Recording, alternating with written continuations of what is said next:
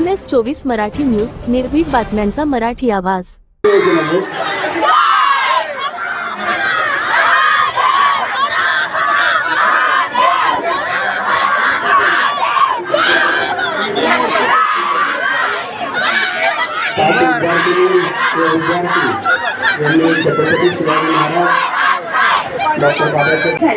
बरोबर झाल्या। गव्हर्नमेंट काय झोपले काय? गव्हर्नमेंट काय झोपले काय?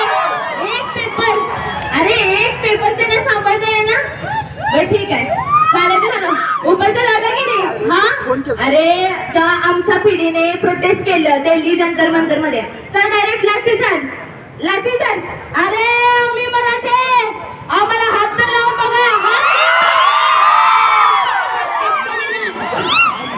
आम्हाला राजीनामा पाहिजे. काय पाहिजे?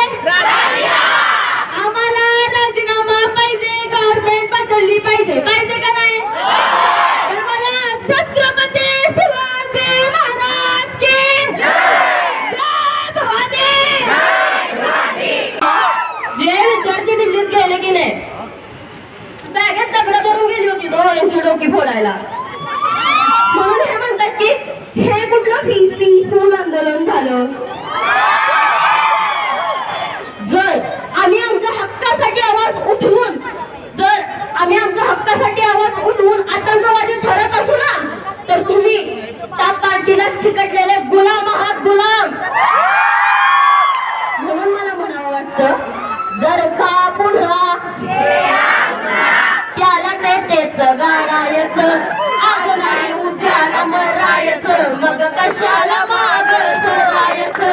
आज नाही उद्याला मरायचं, मग कशाला माग सरायचं. दरम्या गो, दरम्या गो, दरम्या गो, दरम्या गो. राजीनामा झालाच पाहिजे.